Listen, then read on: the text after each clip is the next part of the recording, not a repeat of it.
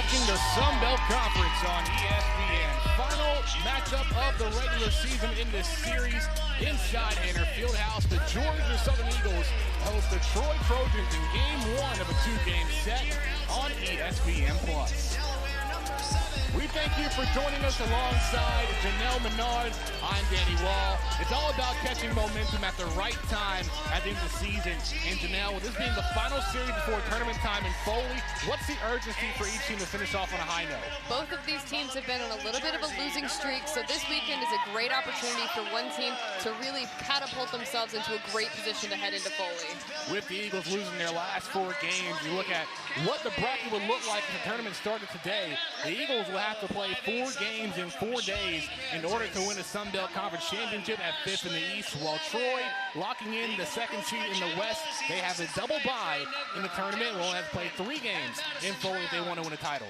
Troy was absolutely dominant in October. They went 9-0, beating up on a bunch of Sun Belt teams in the East and the West.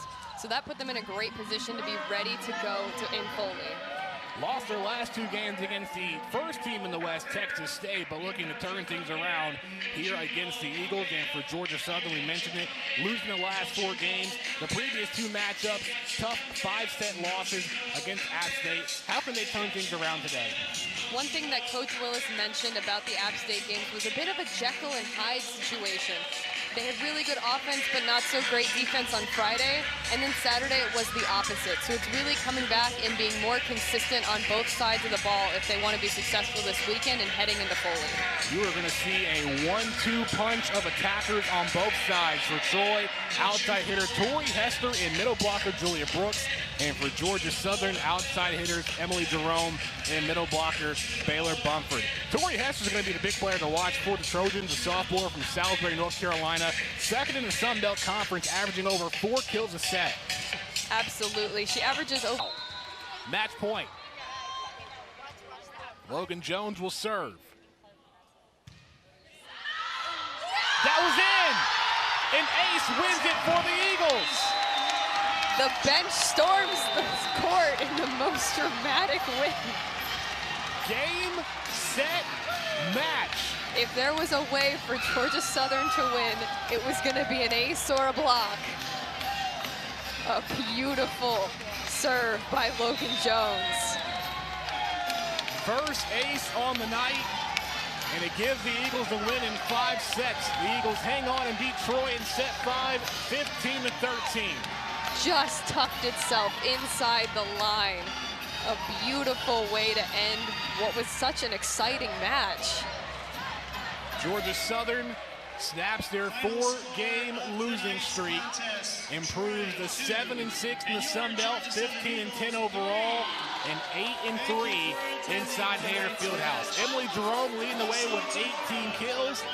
Paige Powers with 12 kills. It was a block party in Hanner, led by Grace Underwood with 10 on the night. Tomorrow will be senior day and the final matchup of the regular season. Troy now losing their 3rd consecutive match.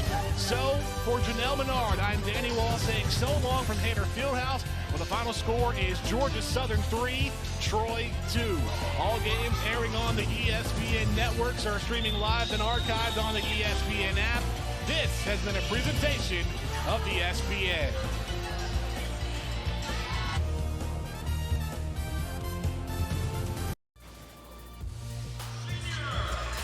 You're watching Sun Belt Conference on ESPN. Hanner for the holidays. On this Friday evening, the Georgia Southern Eagles host the Cougars of College of Charleston on ESPN+. We thank you for joining us alongside Jonathan Hooker and Leanna Gay. I'm Danny Wall. What a non-conference win it's been for the Eagles. 7-1 on the year, 4-0 at home. John, last non-conference game of the year. How can the Eagles finish off on a high note? The Eagles need to do what they have been doing on all non-conference schedule, and that's been playing sound defense. As long as their defense is there, things will go well for the Eagles. Georgia Southern facing a College of Charleston team 5-3 on the year, led by Jada Logan, who recorded the 2nd ever triple-double in Cougars history in their win over Berry College on the 13th. Jonathan, how can Jada keep that momentum going into Statesboro tonight? Her impact on the offensive end, rebounding the ball and getting others involved will help her get easy shots up and score as she does at a high rate. For Georgia Southern, junior guard Taryn Ward led the Eagles in points and rebounds in their overtime win against Detroit Mercy, but fouled out in the fourth quarter of that game. How does she need to play here returning home against the Cougars? Not getting early and lazy fouls, whether that's reaching in or getting little push fouls. She needs to be available at all times so her team can get a win here today.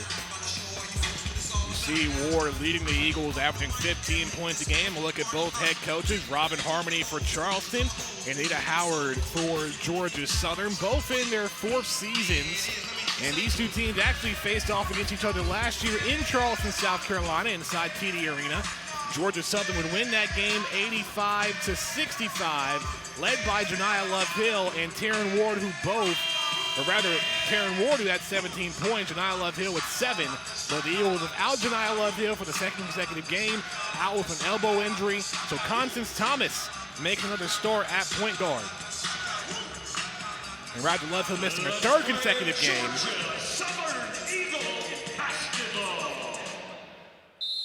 And Georgia Southern looks to remain undefeated inside Hanner. Opening tip goes to Thomas, and we are underway inside Hanner. Thomas misses the first shot.